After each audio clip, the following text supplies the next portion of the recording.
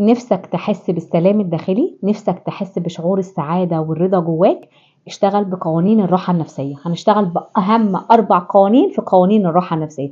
أول قانون، قانون المساعدة. ساعد بكل حاجة تمتلكها. شايف حد محتاجها، طلع وساعد بيها.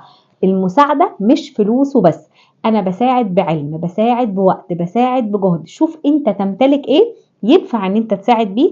كل ما ساعدت حد كل ما ربنا زادك بشعور الرضا والسعادة، والحاجة اللي عندك هتزيد أكتر وأكتر.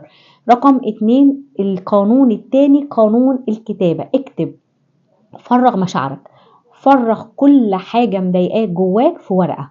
كل ما فرغت مشاعرك كل ما حسيت بالراحة جواك. رقم 3، قانون الاستغناء. استغنى عن أي حاجة في حياتك مضايقاك. أي علاقة في حياتك بتقلل من شأنك وبتقلل منك، استغنى عنها. اي حاجة لو انت شايف ان ده خسارة في الوقت الحالي، هتلاقيه انه بداية افضل ليك، وهتلاقيه انه مكسب ليك في الفترة اللي جاية. رقم 4، قانون السعادة والرضا والامتنان.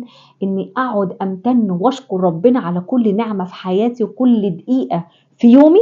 طول ما انا ماشي بشكر ربنا كل ما بيزيدني رضا وسعادة وسلام داخلي.